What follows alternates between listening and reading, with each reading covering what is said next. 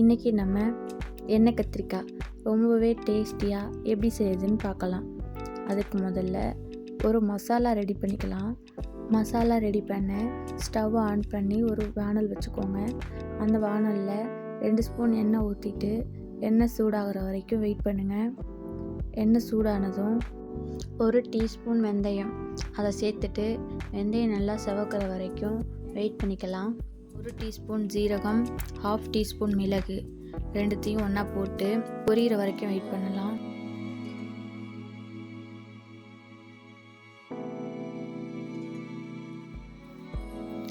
மிளகு ஜீரகம் பொரிஞ்சதுக்கு அப்புறம் 1 டேபிள் ஸ்பூன் கடலைப்பருப்பு அதை போட்டு கடலைப்பருப்பு செவக்கிற வரைக்கும் கொஞ்சம் நேரம் ஃப்ரை பண்ணணும். கூடவே நான் வறுத்த வேர்க்கடலை தோல் உரித்து வச்சுருக்கேன். அந்த வேர்க்கடலையை 1 டேபிள் ஸ்பூன் ஆட் பண்ணணும். வேர்க்கடலை ஆல்ரெடி வறுத்து வச்சுருக்கிறதுனால இப்போ ரொம்ப நேரம் ஃப்ரை பண்ண தேவையில்ல. ஒரு 5 வரமிளகாய், 3 கஸ்தூரி மிளகாய். கஸ்தூரி மிளகாய் வந்து ஆப்ஷனல் தான், உங்ககிட்ட இருந்தால் நீங்கள் சேர்த்துக்கலாம். அப்புறம் 2 டேபிள் ஸ்பூன் கொத்தமல்லி. கொத்தமல்லி நல்லா வாசம் வர வரைக்கும் ஃப்ரை பண்ணிக்கோங்க. கூடவே 1 டேபிள் ஸ்பூன் எள்ளு போட்ட உடனேயும் நல்லா மலன்னு புரிஞ்சு வரும். புரிஞ்சு வந்ததுக்கு அப்புறம் நம்ம தேங்காய் சேர்த்துக்கலாம். கடைசியாக 1/2 கப் துருவின தேங்காய் எடுத்து வச்சுருக்கேன். அந்த தேங்காயும் கூடவே சேர்த்து மணம் வர வரைக்கும் நல்லா ஃப்ரை பண்ணி நம்ம ஸ்டவ்வை ஆஃப் பண்ணிக்கலாம். இது ஆறுனதும் ஒரு மிக்ஸி ஜாரில் போட்டு நல்லா ஃபைன் பேஸ்ட்டாக அரைச்சி எடுத்துக்கணும். இப்போ அதே வானலை வச்சுக்கோங்க. 3 ஸ்பூன் எண்ணெய் ஊற்றிக்கிட்டு எண்ணெய் சூடானதும் நான் 1/4 கிலோ கத்திரிக்காய் இன்றைக்கி கழுவிட்டு அதை 4ஆக வகுந்து வச்சுருக்கேன். இப்போ அந்த கத்திரிக்காயை நம்ம எண்ணெயில் போட போகிறோம்.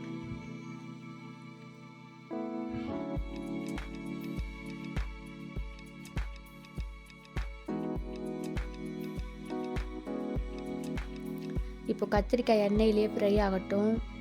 ஒரு 50% வந்து கத்திரிக்காய் எண்ணெயிலேயே ஃப்ரை ஆகிடணும்.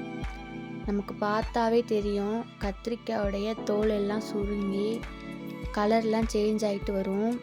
அந்த ஸ்டேஜ் வரைக்கும் அடுப்பை நம்ம மீடியம் ஃப்ளேமில் வச்சுட்டு நல்லா ஃப்ரை பண்ணுங்கள். கத்திரிக்காய் ஆயிலில் நல்லா ஃப்ரை பண்ணி வந்தால் தான் இந்த குழம்பு ரொம்பவே டேஸ்ட்டாக இருக்கும்.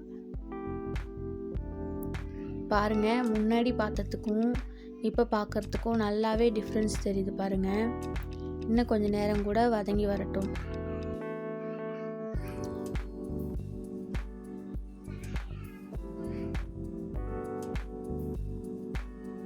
இப்போ நல்லா வதங்கிடுச்சு.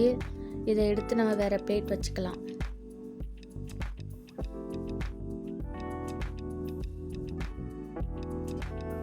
இப்போ அதே எண்ணெயிலேயே 2 வரமிளகாய் கூடவே 20 பல் பூண்டு உரித்து வச்சுருக்கேன். அந்த பூண்டையும் சேர்த்துக்கலாம். பூண்டு எண்ணெயில் போட்டு நல்லா ஒரு ஃப்ளேவர் வர வரைக்கும் ஒரு 2 நிமிஷம் போல் கிண்டி விடுங்க.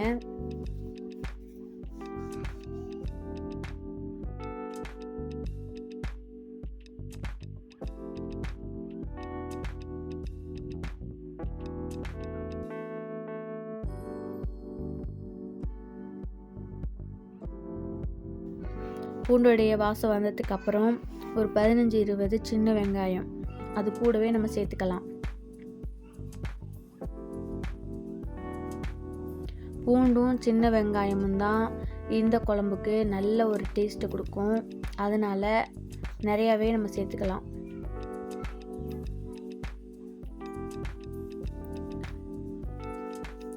வெங்காயம் நல்லா வதங்கி வரட்டும். அது வரைக்கும் ஸ்லோவாக ஃப்ரை பண்ணலாம்.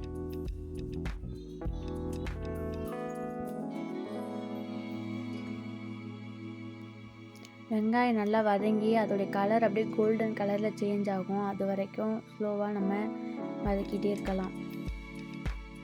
இப்போது இது வதக்கிட்டு இருக்கிற கேப்பில் மீடியம் சைஸ் 3 தக்காளி எடுத்து மிக்ஸி ஜாரில் நான் அரைச்சி பேஸ்ட்டாக எடுத்து வச்சுருக்கேன்.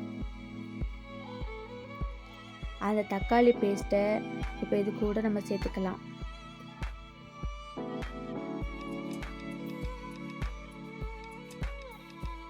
இந்த குழம்புக்கு தேவையான அளவுக்கு உப்பு ரெண்டையும் சேர்த்து தக்காளியோடைய பச்சை ஸ்மெல் போகிற வரைக்கும் நல்லா வதக்கிட்டே இருக்கலாம்.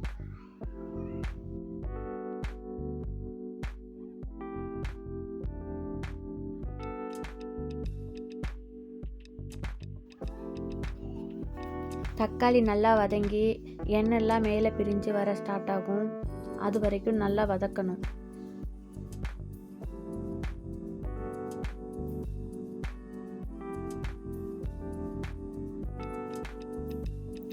தக்காளி நல்லா வதங்கினதும் நம்ம ஃபஸ்ட்டில் மசாலா ஃப்ரை பண்ணோம் இல்லையா, அதை அரைச்ச பேஸ்ட்டை இது கூட ஒன்றா சேர்த்துக்கலாம்.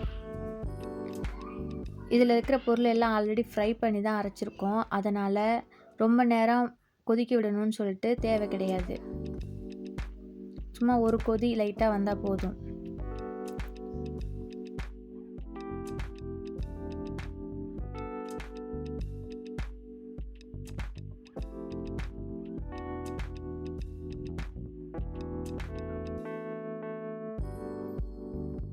நம்ம சேர்த்துருக்கிற எள்ளு, வேர்க்கடலை, கடலைப்பருப்பு இதெல்லாம் வந்துட்டு இந்த குழம்புக்கு திக்னஸை கொடுக்கும். அதனால் அடி பிடிச்சிடாமல் கிளறி கொடுங்க. இப்போ கொதி வந்துடுச்சு. நான் ஒரு சின்ன லெமன் சைஸ் புளியை தண்ணியில் கரைச்சி வச்சுருக்கேன். அந்த தண்ணி இது கூட ஒன்றா சேர்த்துக்கலாம். சேர்த்துட்டு தேவையான அளவுக்கு தண்ணி ஊற்றிக்கணும். இப்போ இந்த ஸ்டேஜில் உங்களுக்கு உப்பு, காரம் இதெல்லாம் செக் பண்ணி கரெக்டாக இருக்கான்னு பார்த்துக்கலாம்.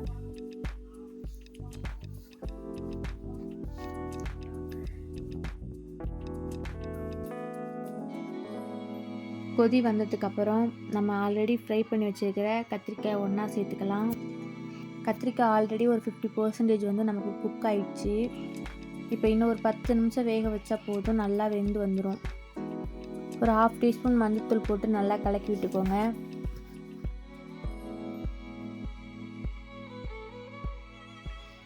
இப்போ இது நல்லா ஒரு 10 நிமிஷம் கொதிக்கட்டும். நல்லா கொதித்து எண்ணெயெல்லாம் வந்து மேலே மிதந்து வரும். அது வரைக்கும் நல்லா கொதிக்க விடுங்க. பாருங்கள், நம்ம குழம்புல எண்ணெயெல்லாம் பிரிஞ்சு வர ஸ்டார்ட் ஆயிடுச்சு. இப்போ இது கூடவே கொஞ்சம் வெல்லம் சேர்த்துருக்கேன். இது வந்து ஆப்ஷனல் தான், உங்களுக்கு வேணும்னா சேர்த்துக்கலாம்.